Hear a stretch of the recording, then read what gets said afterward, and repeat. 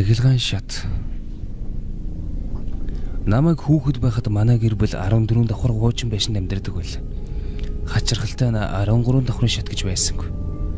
Зөвхөн 12 давхраас 14 давхар руу гардаг шаттай байсан. Мөн тэрхүү байшинд цахилгаан шат байдаг байсан ба мөн л 13 дугаар давхрын товч нь ажилдаггүй байл. Тэр давхарт аимшигтай зүйл байдаг гэх цууяраа маш их байдаг байсан ба хүмүүс янз бүрийн зүйл зохион ярьцгаадаг байв. Байшинд надаас гадна өөр 2 хүүхэд байдаг байв. Тэднийг жавхлан заяа гэдэг байсан юм. Бид хамтдаа нэг сургуульд явдаг байсан болохоор зүгтаа хичээлээ тараад ирнэ. Бас их хөвчлэн бид оройн цагаар хамтдаа тоглон цагийг өнгөрүүлдэг гэдэг эрсгэн өссөн 3 найз байлаа. Нэг өдөр бид гэрийнхнийгээ эрхийг хүлээх зураа байшингийнхаа дээвэр дээр гаргахар болсон юм. Бид дээвэр рүү гарах гарцыг 14 давхарт хайжуулж гарсан идэж хэсэг хугацааны дараа бид уйдаж цахилгаан шатар доош буцсан бууж явлаа. Бидний гинэт доош бууж байхад заяа дээвэр дээр хувцас оргсон байна гэдгээ санаад бид зогсох товчийг даран буцаад 14 давхар руу гарахаар бол гинэт цахилгаан шатны тохиолдол 3 удаа дугарч цахилгаан шатны алга онгойн доош уруудан явж байгаад зогсов. Бидний ойлгосноор цахилгаан шат нэгэн давхрын шалны дунд гацсан зогссон байв.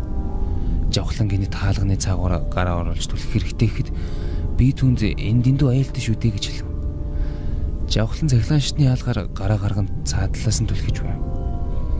Хэрвээ цахилгаан шат тэр үед гинэт ажилд ороод явсан бол тэр хэдийн хэсэг болон хуваагдах байсан биз.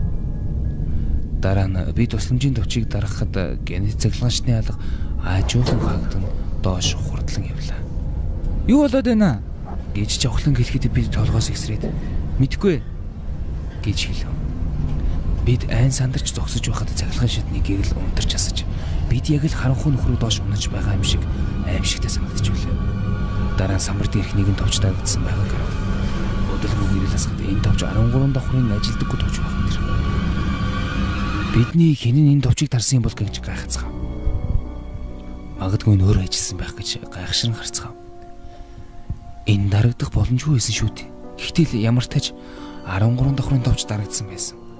Бидний айдас ихсэж байсан. Цахилгаан шат аажуухнаар дэше шилжин явж байсан.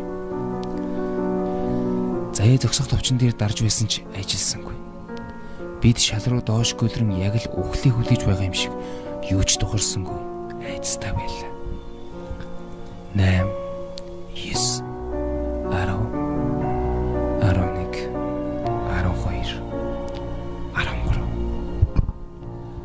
13 давхарт ирэх үед цахилгаан шат яг л нэгэн металл зүйлийг шүргэж байгаа мэт муухай дуу гарч байв. Хаалга нэгдэх үедээ тас харанхуй биднийг өгтөн авахд бид юу хийх юм мэдэхгүй маш их айцтай хөдөлж чадахгүй зогсож байлаа. Хаашаа чарсан адилхан тас гарахгүй. Дараа нь бид ямар нэгэн чимээг харанхуйгаас сонсов. Энэ чимээ яг л шалан дээр биеийг чирч буй чиглэг зүйл шиг санагдаж байлаа. Бид айн чичир сонсож зогсоход тэрхүү дуу илүү их хурдан өсөж буй мэт санагдсан юм. Тэрхүү зүйл бидний ойртох тусам бидэнд маш мохоо нөрөө нартаж байсан. Яг л муудсан мах шиг өнөр өнөртөж. Дуу нь илүү хурдалж бидний рүү дөхөн ирж буй мэт. Энэ зүйл бидний ойртох үед азар гинэт цахилгаан шатны хаалга хаагдаг. Үхлийн ялдарсан мохоо өнөрийг үнэхээр төвчих аргагүй байсан бөгөөд бурхны авралаар цахилгаан шат хаагдаж бид тэр мохоо өнөрөөс салав. Цахилгаан шатны хаалга хаагдах үед цаанаас нь ямар нэгэн нойтон зүйл алгадаад авах шиг болсон. Цахилгаан шатны гэрэл унтарч ямар тач доош явж байгааг нь бид мэдж байлаа. Эцэст нь хаалга нэгдэх үед бид шалан дээр сууж байгаагаа мэдлээ. Аав минь хаалганы цан зогсож байсан. Би түүнийг хараад өсөж босоод тэрэн авлаа. Бид одоо хүртэл тэрхүү 13 давхарт юу байсныг гайхдаг.